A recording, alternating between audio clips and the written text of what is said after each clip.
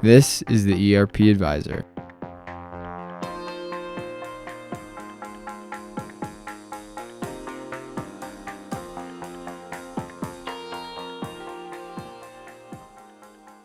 Hi, everybody. This is Shawn Windle, the founder of ERP Advisors Group. I'm really grateful that you are joining us for another Leaders in ERP podcast. It's been a great series. We've had just some incredible people that we've been very fortunate to spend some time with and really kind of pick the minds of some of the industry's top people that are really changing and really aware of some of these new trends, especially around AI. It only took me 5 seconds to say AI. But I'm really excited about our discussion today. We have Melissa Korzun, who is the VP of Industry Solutions for Kantata, which is a professional service automation solution. So, Melissa, thanks for joining us. Would you mind introducing yourself to our listeners? Yeah, absolutely. Thank you so much for having me here today. I'm really excited for this conversation. As you said, I'm with Cantata. I've been with Cantata for a couple of years. Prior to that, I was a Cantata customer for many years and have just been in the software space for much of my career. Started out completely adjacent to software. And the way that I got into it, interestingly enough, was I was in training, learning and development, leading learning teams. And we had this behemoth piece of enterprise software at the company I was working with that we were struggling with. And there were all these questions about what it could do, what it couldn't do, how we could make it work better. And there were a whole lot of people saying, no, it can't, it can't, it can't. And I said, I think it can. And I had a boss who was willing to take a bet and say, okay, prove it. And that was my step into enterprise software at a global company of about 40,000 people around the world, trying to figure out how to rationalize the big systems for health and safety. And I've never looked back since then. I love the intersection of where technology helps to solve business problems. And so I've lived in that space for the majority of my career and love being able to continue to do that at Cantata today. Uh, what an exciting time to be in this space, navigating really like this new revolution with the application of AI. So that's me in a nutshell. No, love it. Thanks again for being with us. And I'm really excited to talk to you, Melissa, because you guys, you really focus on professional services. That's the space that you guys are spending day in Yep. and day out with lots of different companies, organizations, and folks in that. And maybe just tell us a little bit about just generally some of the clients, the firms that you're working with. I mean, we really support or create a purpose-built software for we call professional services, but that means a lot of different things across industry. And that could be embedded professional services organizations, meaning you sit inside a software company, for example, and so you're doing implementation services or education services. We also support agencies that are, delivering services as a product and have deliverables out there. And then, standalone consulting firms, whether that be business consulting or IT consulting. So, really across the gamut of agencies, consulting firms, and then your embedded professional services. We run the gamut. If you're using professional services as a way to run your business, we're here to support you and help you do that. That's awesome. And I should do a disclaimer for our listeners. We use Cantata ourselves and have for several years for our professional service automation solution. That says something about the product. Um, Absolutely. we're in the business of doing this. Nobody's making any fees or cuts or whatever is normal. We're independent, objective. But I've been fortunate to watch. I think the evolution of your firm too. So I think you're just in a great space to really help our listeners, especially that have either services functions within their business, like you said, or are in professional services of the multiple kinds of types of services out there. It's crazy. Yeah. So I'm excited. Let's jump into the discussion if you're ready. Yeah, absolutely. Okay, perfect.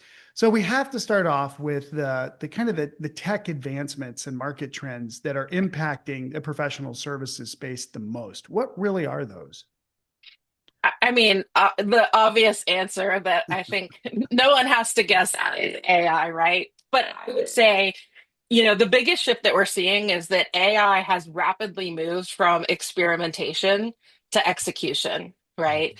And, we have our state of professional services industry report that we do every year. And, no shock that we're talking a lot about AI in that. And, companies are not grappling with asking the question around whether AI is going to impact delivery anymore. They know it will. Now they're starting to grapple with, how do I operationalize that alongside people, right? And so some of the trends that we're starting to see stand out are the rise of a hybrid workforce. So the majority of organizations that we've talked to are starting to think about, how do I manage an AI agent as a part of my delivery? And how do I really change the way I think about resourcing and capacity planning, right? How do I schedule an agent? How do I predict how that's going to impact my margin, my speed to be able to deliver, right? So this hybrid workforce is a trend that we're starting to see companies grapple with and figure out how that looks and how that works and how we plan and measure and predict and all of that. Um, Thinking about outcome-based delivery. I mean, in professional services, we've been talking about outcome-based pricing, outcome-based delivery forever. And the reason I'm categorizing this as a tech advancement is because doing outcome-based pricing and delivery is really hard. With the advent of AI, it's unlocking the ability to do that in ways we've never been able to do it before, because it's allowing us to have efficiency in our execution, predictability in the way a service is deployed. It's improving our quality, our ability to learn from what we've done to improve it from the future. And so that's helping us get towards outcome ready, because what we're finding is a lot of firms are saying, close to half in our study, that we're doing outcome based pricing, but then they're also saying we're not yet outcome ready operationally. And so I think AI is going to be a big disruptor to help people get there. And then the last one is, again, margins are always a focus, but the predictability of margins, I think, is going to be really important. A lot of services firms struggle with predicting margin, right? We start off the year with really big plans for where our margin's going to be. And then we go on a journey throughout the year. And especially in an industry where they've been underserved from technology, right? Services has traditionally been underserved when it comes to the tech market. Usually the last in an organization to implement robust software that's going to help with this. This pressure on being able to increase revenue without increasing headcount, thereby getting a better margin, is becoming a big player here. And there's a lot of people that are like, AI is just going to solve that problem. But we need to be really intentional about what that means and how that's going to work. So, when we think about the trend, it's that AI isn't just speeding things up, it's really redefining what a services organization looks like, what good looks like, and how we're going to get work done in the future. And so the tech, I think everyone knows what it is. It's AI, but how we apply that is probably the biggest disruptor and trend we're looking at today. Okay. It makes a ton of sense. I mean, even with my firm at 40 people, we're really looking at, like, how do we really take AI and like you said, the pricing model, the revenue side, and even the margin side with costing is so different than you're living that day in and day out. So maybe I don't feel so bad that I haven't solved that for my own firm quite yet. It's a question everyone's grappling with. I mean, we could Yeah. spend an entire hour just talking about outcome-based pricing, right? I mean, it's a huge one. And I think there's this pressure of, from a consumer perspective, our consumers are going to think, oh, we're using AI, it should be cheaper, Exactly. right? Because it's faster. And the question I always come back to, and sometimes I like to think about parallels in other parts of our lives, but think about any other service that you ask for. If you want it faster, is it cheaper or more expensive? Mm. Yes, If these I are more want expensive. something delivered faster, it's Yeah. more expensive, right? So in every other industry, faster means more. But we are somehow scared that faster with AI is going to mean cheaper because we've always priced services based on cost per hour of human resource, right? And not based on the value. And speed is something that customers value, right? So outcome-based pricing, I think, also makes us think about value-based pricing, right? What is the value of what we're providing, right? Because the AI may be able to do it faster, but what is that AI based on? It's got to be based on our IP, right? We Mhm. can't just be using generic chat GPT models and thinking that we're doing something great for our customers. These AI capabilities need to be based on the IP of our organizations, right? And that is the value that inherently has value. And we can't say, oh, just because we can get to that faster means that it's cheaper, right? You're paying what's the quote, right? You're paying for the years of experience, not for the time it took for me to deliver that to you. And Yeah. so we have to be willing to push back on those conversations that people think that because it's faster, because there's less hours, therefore it's cheaper. We also have to recognize that AI isn't free, right? We have to implement solution technologies that we have to pay for to be able to utilize these capabilities. So yeah, we could talk about that one all day long, but I think it's nobody's quite figured it out yet, and Yeah. it's a big topic that everyone's wrestling with. Yeah, I think from my own standpoint of working in very large professional services firms, and then having the back of my own, or my own firm being on my back for several years, I really think that we're going to be able to add like probably 5 times more value in the time that we had before with this level of automation. And so I think our pricing actually does go up, but the quality of what we're able to deliver is going to be like next level. I'm really excited about that. But I Yeah. do think though, you said it perfectly, that the cobbler's children have no shoes. Sometimes the Hmm. professional services firms, they don't adopt technology. They're helping everybody else if that's the business that Yeah. they're in. But what do you see as the industry's greatest obstacle to AI adoption? Yeah. So think capability isn't the issue here. I mean, quite honestly, if you've implemented AI tools, we just implemented one at Kantata through one of our vendors. It was the easiest implementation I've ever gone through. It was integrations, it had AI assistants to help me implement the AI technology. It wasn't capability and it wasn't difficulty of implementing an AI capability. It's confidence. The biggest obstacle is confidence in the solution that you're putting in, right? And so, a data point that we have in our state of professional services that stands out to me, there's two. We have 88% of our services professionals say trust AI outputs enough to make operational decisions. But then we have almost identical 89% saying they still spend significant time verifying those outputs, Mm-hmm. right?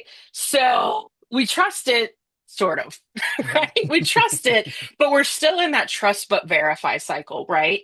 And so it's the confidence part that we have to figure out how to get over it. And so that's showing up in things like uh, in our study, 12% of leaders say that they only trust the data in their systems. It was 24% last year. It's gone down, not up. And I think that the reason that we're seeing that is as we're implementing AI solutions, and we have to think about the maturity. Think about queries that you did with AI a year ago and the amount of hallucination. Mm-hmm. I feel like that word isn't saying that right, but how much we saw the AI models hallucinate, right? Yep. Versus now, confidence in what we see in our queries as the model has learned over the past year, as it's gotten a massive amount of feedback in, yep, that's right, no, that's wrong. Like our ability to trust the results that we're getting back is higher and higher. Now, as you're starting to see purpose-built solutions that are running not on large, massive data models, but that are running on small, curated data models of your information within your organization, right? The accuracy is starting to increase. So I think that lack of trust in data, we're going to see that go up significantly. But it is a learning cycle, just like when analytics tools were released. We spent Mhm. more time talking about whether the report was correct than the results of the report itself, right? Where did you get that data from? How did that number get calculated? Who input that? Like those were the conversations we were having in analytics. Now we're having them about AI outputs, right? Um, we're also seeing gaps in things like the inability to forecast ahead. Again, Mhm. because we're not trusting the data just yet. Mhm. We're not trusting the visibility into the future. And then, really figuring out like from an adoption perspective in that confidence realm, how to manage the hybrid workforce and what does that look like? And you know, um, how do we trust when we think about our resource forecasting, right? That's something that professional services has been really focused on over the past 10 years is how do we predictably forecast our resources, right? And we've gotten pretty good at it. Um, I've gone in my career from, having a rear view mirror looking at utilization in the past to being able to forecast a month ahead to 3 months ahead to 6 months ahead, right? To start to see into the future what my resource utilization is forecasted at. Now I'm going to start throwing agents into that. What does that do to my whole forecasting model, right? In terms of forecasting revenue. How do AI impact revenue recognition models? How do they impact our ability to forecast our margin, to forecast our resources? Um, so again, it comes back to like how that's going to disrupt the confidence that we have as we move toward adoption. And I'm going to say this is just a really basic thing, but it's a change management challenge. Mhm. And I think change management is going to be so much more important with an AI adoption than it is with any other type of software that we've seen. I've experienced it myself. We've released AI tools, it's starting to generate insights. Every single person that had close native access to that information looks at it and goes, well, that's not quite right, right? And so, what is it about it that's not right? Well, it missed this detail. Well, how critical was that detail, right? So, really getting into change management so that people understand why should they trust this output? Where's the data coming from? How was this decision made, right? Um, those are really important aspects that we can't discount because again, the tech implementation was easy.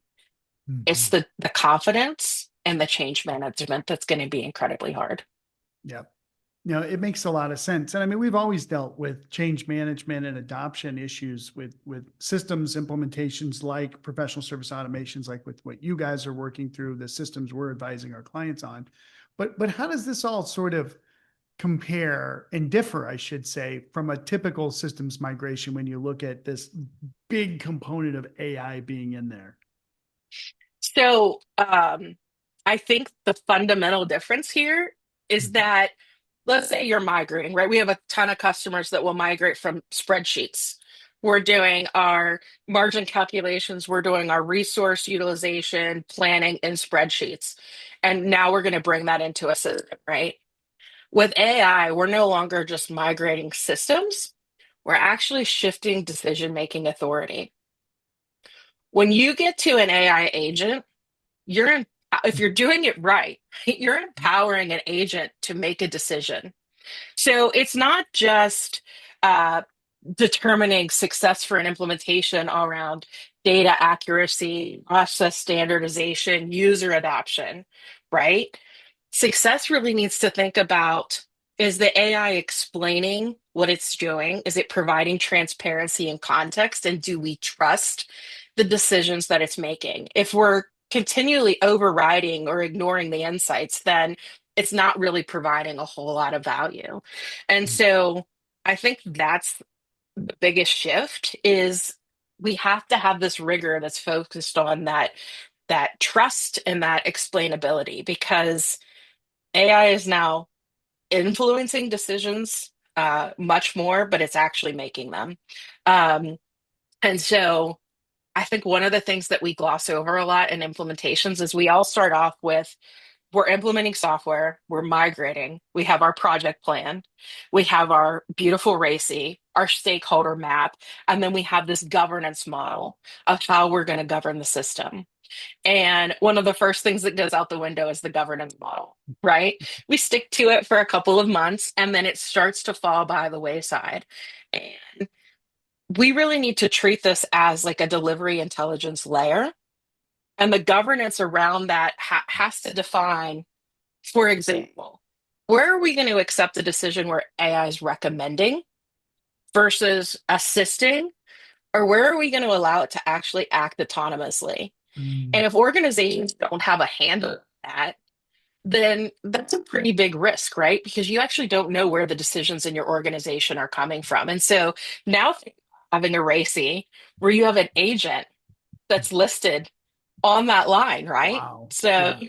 like your CEO, your CFO, your head of services, and some agent that's sitting there Yeah. may have decision-making authority in that RACI and it may be informing someone else or it may be, owned by another thing. But that to me is the spot, right? I mean, tech implementations are tech implementations, but now it's like you're hiring uh, uh, someone who's going to make decisions to come into your organization as a part of it. And so that's where I think we have to treat it differently.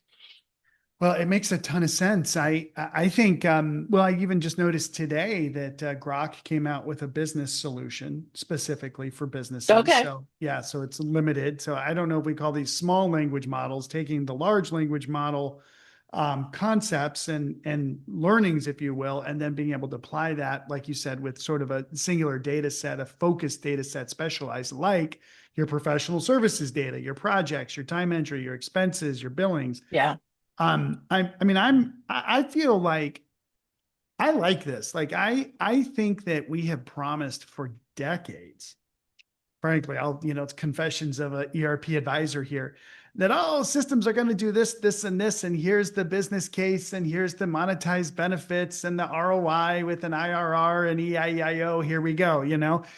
And then we're like, oops, didn't quite do that, but you got a lot of value out of this still, because inevitably, just we've sort of and this is, I can go off on a tangent here, anthropology, but as a civilization, we had to digitize so much, not just our data, but also our business processes and now our thinking, right? And so now these AI agents can go, and the large language model system specifically can go and learn. But now if they can learn, for again, ERP advisors group, if I use that example, maybe we'll get this on the product roadmap too, Melissa. We'll see. But like if like when we use allocations, resource allocations, in Kantata specifically, and we go out as far as we can with our projects.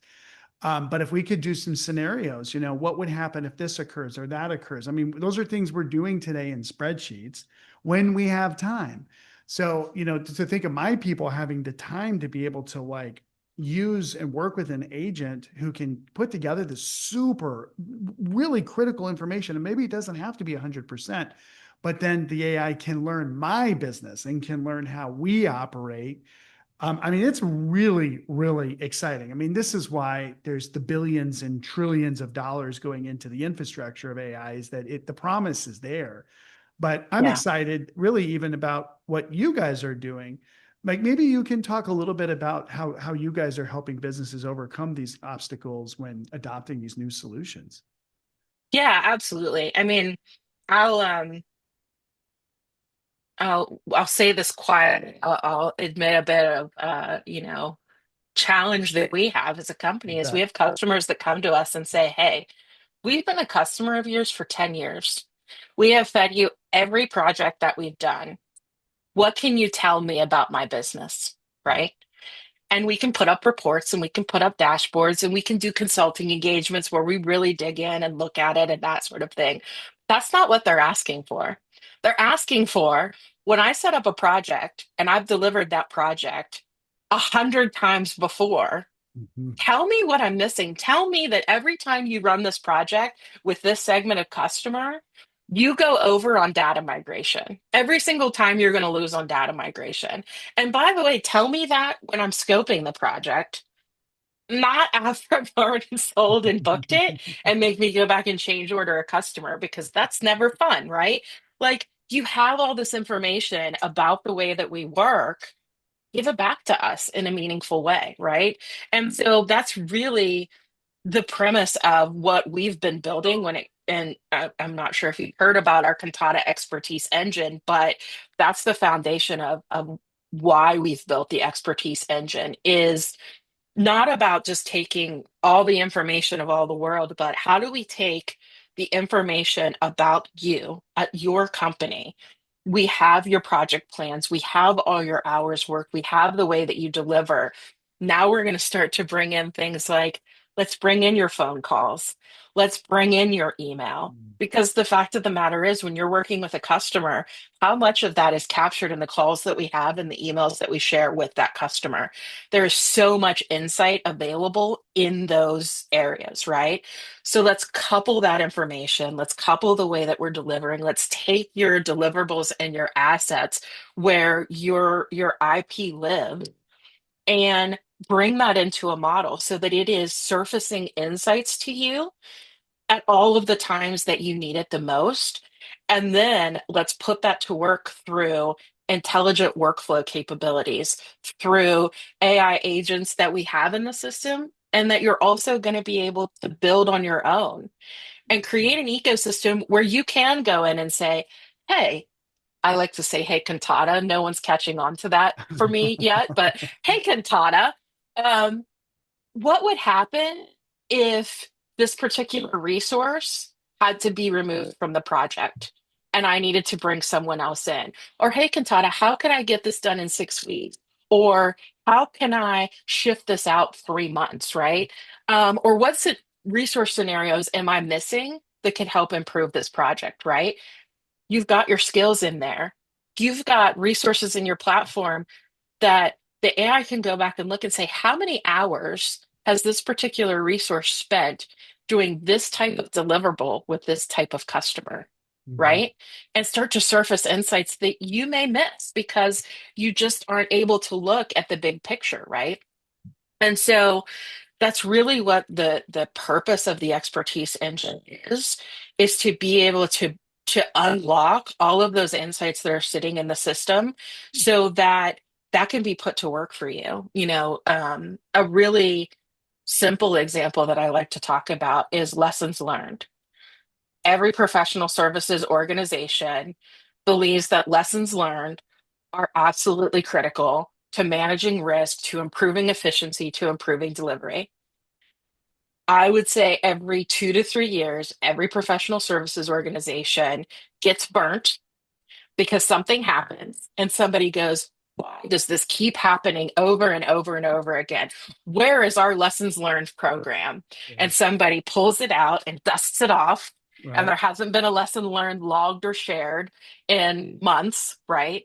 No one's been using them. And then they try to resurrect it, and everyone gets busy and it falls off again, right? It's really hard to keep that program going, to capture the insights, and then to have people go and look for those at the right time when they need them because they don't know what they don't know. But imagine Cantata running in the background and surfacing a lesson learned for you because it sees that coming. Hey, you know that we've had this problem before, and here's how we've solved it. Um, that's massive. That ability to see those risks and provide insights and how to resolve them. Um, I think those are the types of things where, we're thinking about what good looks like. We're analyzing patterns and engagements and not just tracking activity. We're applying proven expertise at scale so you don't have to reinvent best practices. How long does it take you to upskill and onboard a consultant? What about a senior consultant? Mhm. We're not talking about weeks, we're talking about months going into years. And when you have new people that join, they're like, what are our best practices? Where do I find this information? Well, guess what? You have to sit side by side with other people. You have to sit on calls and shadow. You have to gain that. We want to be able to take that tribal knowledge and institutionalize that expertise and make it available through our platforms, so that every consultant can be your best consultant in weeks and months, not 6, 8, 12 months, a year. Um, so there's a ton of different ways you're going to see that start to, and there's ways that it's already showing up in our Cantata applications. It's where we've invested a ton of our R&D budget in building this out. I'm very excited about this. I think that what we're doing is really the industry's only place where we're building a purpose-built solution around a very curated model that is Mhm. capturing expertise and using it to help our customers be the best at what they do every single day. Love it. It's so interesting for us as we are evaluating different solutions in the market, right? We're independent, we're objective, we look across, we're trying to figure out Yeah. what's going on with the latest and greatest AI native applications versus the incumbents, blah, blah, blah, all that stuff, right? We have other calls and other education. We just Hmm. did a CPE actually on that too for our CFOs and controllers. But here's my take, and this is I think it's important that the data model itself, which I think you just said, is really the most important thing. Then you have people at Cantata, and again, maybe other services firms. We won't talk about those other guys, but that you all have worked for decades on real issues that real customers have around their professional service automation solutions, and you've been asked these questions, and I think even the analytics tools. I think we've had some the insights tools. I think it was called, and some other things Yeah. along the way that were really helpful. But I think ultimately the advantage that you all have of having the model, having the understanding of what the market wants, is the breadth. That what you're talking about, gosh, it sounds so simple, but like we have three people that basically do and answer those questions for us at the size of firm that we are, literally. Now, maybe it's Hmm. too many, but I love them. They do a great job. Yeah. Some of my competitors don't believe in investing in people as much as we do. It's a different story for another time. It's paid off. We're growing. It's been great. Yeah. But ultimately, I think organizations like you guys layering in the AI and the technology, right? Not the business know-how or the deep understanding of the industry. And oh yeah, I was in services before, and now I started a new app that's AI based that's going to do PSA. These are like critical decisions. Yeah. And if there's one little thing that somebody hasn't thought of at the developer level, right? Because the marketing and the management team, they know what to think about, but we're talking about the developers. You want a team of developers that's been developing for professional services forever. Yeah. So they just innately think with how the customer thinks when they're building out models or they're building in the LLMs or whatever they're doing. And I do think it's an advantage that you guys have that not a lot of the other solutions in the market do, because I mean, again, this is speaking directly to me, but to our clients that are professional services, they're not going to trust the data that comes out from, say, Chat Right. GPT. We just layer that in and there we go. Like, no, no, no. Yeah. So if you can take an LLM and then teach it the models of professional services firms in general, and then like our data is extremely structured. We have specific types of projects, and then every project has specific milestones. So I can look across 10 years or so that we've been on the platform, and look at the analyze phase for all of our needs projects, right? Like we can pull Hmm. that report right now, but we're never going to, because we're too busy and we're looking at higher level stuff. But if we could trust the AI from a Cantata, because you guys are thinking the way we are, like you just saved me 10 additional heads. I don't have to hire Yeah. those people as I grow. So I'm excited for what you guys have to go. But let me ask you maybe this last question, then we'll wrap it up. What do you think professional services can do right now to unlock the full potential of AI without sacrificing confidence and control and some of those other things?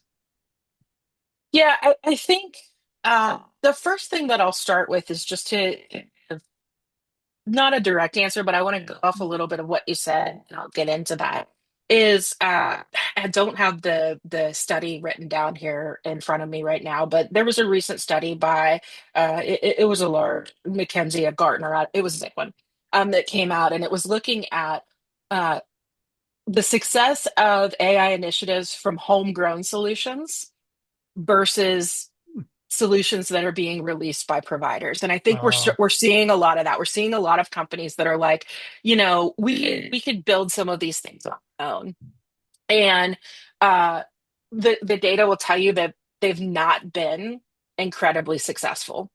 That a lot of the homegrown solutions are not meeting the mark, are falling off, or if you've ever built a homegrown solution and as you've grown as a company, I'm sure you've done that a few you times. bet. What you find is we build them, we grow, and then we don't have the bandwidth to support them anymore, right? Yep.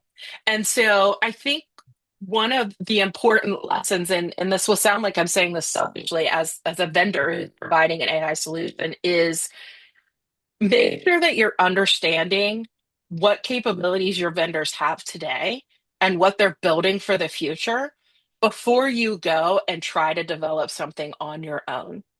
Mm. Because to your point, the model and the infrastructure that we're building, and I am by no means a technical expert, but when you sit down and you talk with us, our CTO, about the model that we're building, it is revolutionary. I mean, it truly is. It's not just throwing a bunch of stuff together, but it's looking at how we bring data model together that's looking at your CRM, your ERP, your phone calls, your Kantata data from your PSA tool, right? And connecting that in a meaningful way along with, assets that you have that contain your IP to give you really bespoke, curated answers. You're not going to get that from a generic AI model. Yeah. And so if you want confidence in your AI capabilities, you need to understand that that confidence comes from a purpose-built solution, right? And Yeah. so that's part of it is I think really making sure that the investment that you make in AI are uh, of the level of maturity that they need to be in order to give you the confidence in your solution, right? And in the responses. Beyond that, I think some of the things that are just kind of the biggies across the board are a lot of times when you have the AI conversation, like what can you do right now? You'll hear a lot about data. Get your data in order, clean your data up. And a big challenge that people have with using AI is they're like, oh, our data's a mess. We can't start on an AI journey until we fix our data. The flip side for me of this, and where I'll say maybe an unpopular opinion or at least dissenting opinion, is I actually think you should be using AI to help you fix your data. Mm. And what I mean by that is a really good AI model. And again, we're talking about don't just say ChatGPT is a really good AI model. It is for certain things, but not for this, right? A really good AI model can identify recency in your data. It can identify outliers in your data. It can identify redundancy. It can identify where data doesn't make sense or needs to be cleaned up. Far better than a human can, quite Mhm. honestly. Take a data set that you're comfortable with, not anything that contains confidential information, right? Scrub it so it's clean. And just take a simple data set and put that into ChatGPT and ask it to identify anomalies in data, areas where it needs cleaned up, areas where there's any of those things. It can help you in a data set very, very quickly, right? So I don't think, I think the action to take is don't wait for perfect data. you literally will wait forever. There is no such thing as perfect data, right? The other flip side to that is right now, when we think about our data, right, Cantata, the first thing that customers want to do when they set up our system is we need custom fields. And majority of those custom fields are drop downs that we're using to Mhm. categorize information, right? So service type, customer segment, all of these things, right? And we rely on a person to populate that. And one of the things when you set up a solution that you are constantly doing is governing that. Did everybody complete all the custom fields they were expected to complete? Nope, there's gaps here, there's blanks. You didn't fill that out. That needs to be filled out. You literally have someone that will chase, right? Because if not, your reports are inaccurate. Well, what if the AI model goes, okay, this is the customer segment and populates it for you? So you Mhm. actually have AI that's going to be able to populate your data for you. You're not going to have to rely on humans and human error to do that type of administrative work anymore. But it's also going to be able to look at your historical data and improve it and indicate anomalies. So I think this is maybe like the exact opposite of your question is what not to do is don't wait for perfect data and don't over invest in some major project to clean up all your data so that it will work for AI. Put AI to work to help you with your historics, but also to solve and future proof your data going forward. Love it. So that's one of them. I think the other thing that companies should be thinking about right now is decision boundaries. What decisions must absolutely rely with a human? What decisions are we going to take AI influence on? And what decisions are we going to allow an AI agent to make autonomously, right? I got to witness a vendor that's putting together a AI renewal agent, Hmm. and that AI renewal agent makes a phone call. I got to listen to it. It was quite fun, right? It started off, I thought the demo was really cute. It started off by the AI agent saying, hey, I'm calling, I'll say with Cantata to talk about your upcoming renewal. Do you have a minute? And the person on the phone said, I'll give you 30 seconds. It made me chuckle, right? But it was a phone call. And Wow. during that, and I'll say, I'll give them their credit. It was Gainsight, right? They're working on this. Mhm. So the renewal agent asked the question and then have a conversation about the customer with data. It says, "Hey, you've purchased 100 seats. You're currently using 95 of those. If you have planned growth, recommend you actually go up to 125 seats for your renewal, right? Mhm. You can then make decisions with that renewal agent because I was like, how far does this go? You can decide to let that agent just determine yeah, the customer is likely to renew, or maybe they want to downsize, and then take those findings and send it to an actual person to finish the renewal. Mhm. But you can actually give that renewal agent authority to complete the renewal, to Wow. have the conversation, negotiate, and close it out. Um, that's a question for your business that needs to be made. Are we going to let it assist in the decision, right?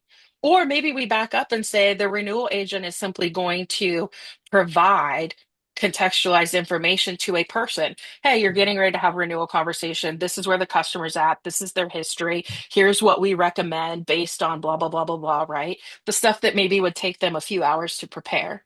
So is it providing information? Is it assisting? Or is it actually making the decision, right? That's one workflow where you could have it do any number of things. Take that and think about different parts of your business and where that decision-making authority could lie. Um, because I think that's where you can really define the trust, right? Um, and my guess is that that will change over time. I Mhm. guess is people are going to start really conservative, and then they're going to say, you know what? Every recommendation that I get before I call a person is spot on. So in these low risk scenarios, we're going to let them get on the call with a customer and negotiate it. Okay, every single time they negotiate it, the outcome that they've said is going to happen happens. All right, for these low risk scenarios, we're going to let it finish it out, right?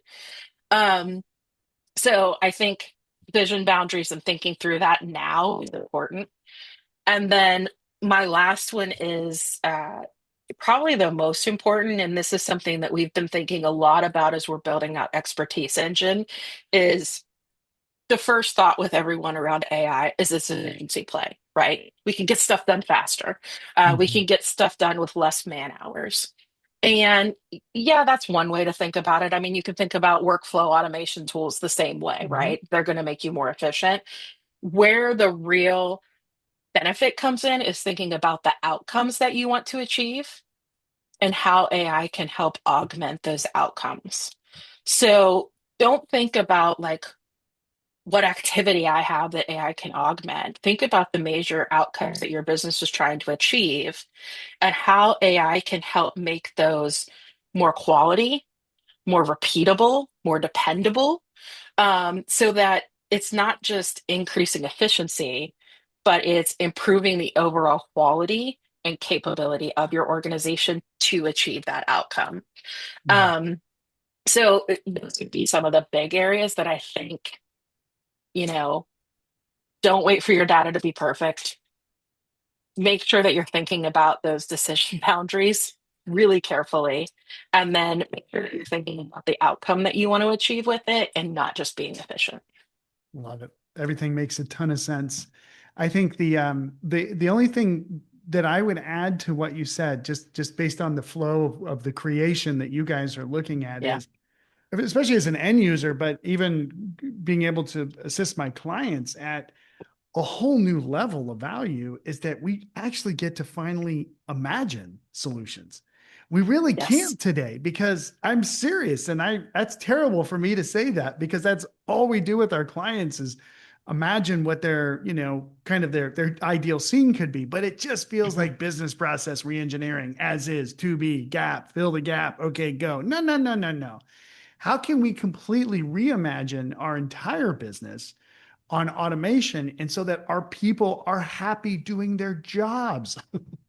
Because, Yeah. somebody like in your example, there's an inside salesperson today that has to go grab all this data from all these different places on the customer's contract, and it's in the billing system, and it's in the recurring revenue system, and it's in the contract system, and do all this stuff, and then put this thing together, pass it to somebody.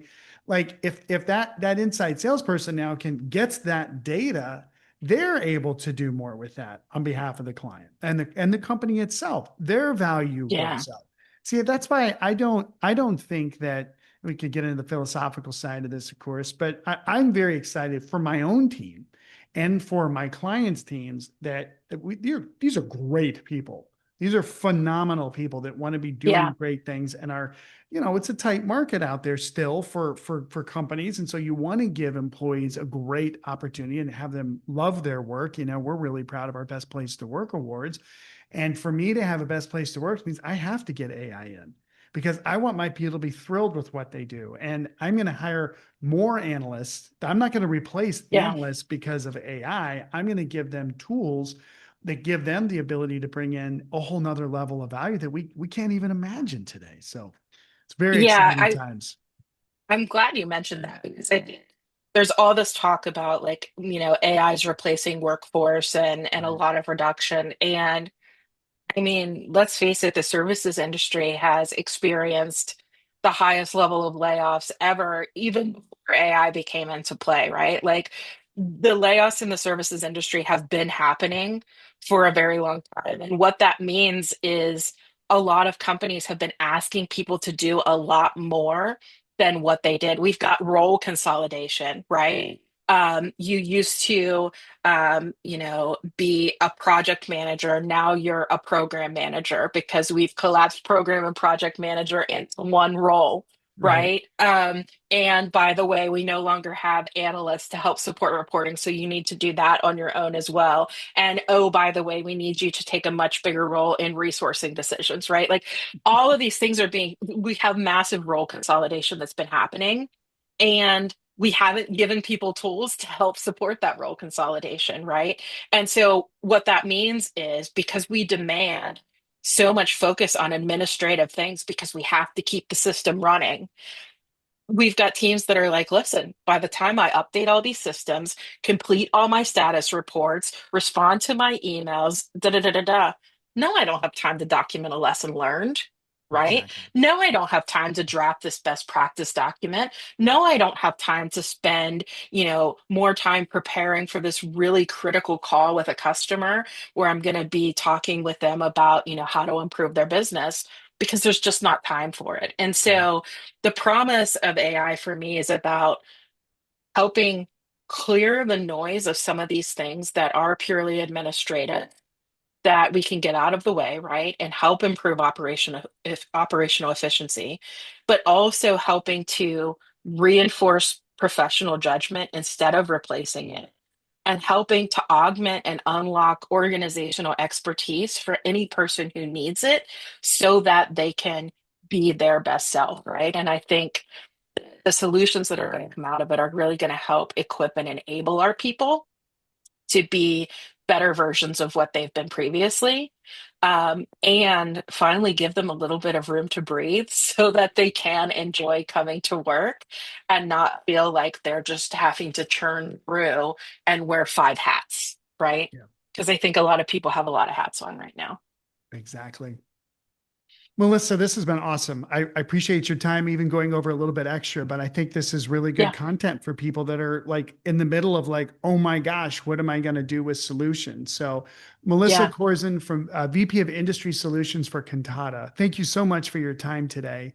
Anything else you'd like Thank to you. say at the end, or we can wrap it up? I think we've had a lot of great conversation here. We could talk a ton about this, and oh, I just lost an earbud there. We could talk a ton about it, and happy to continue the conversation at any time. So if people are interested in learning more, or just talking shop about AI and the professional services industry, please reach out. We could talk all day about it. Perfect. I know Natalie from my team is all over it and would love Yes, to do a pilot on the expert engine too. yes, We'll absolutely. talk. Okay, thank Yeah, you so much, Melissa. Everybody take care. We'll talk to y'all soon on our ERPs and leaders in ERP series.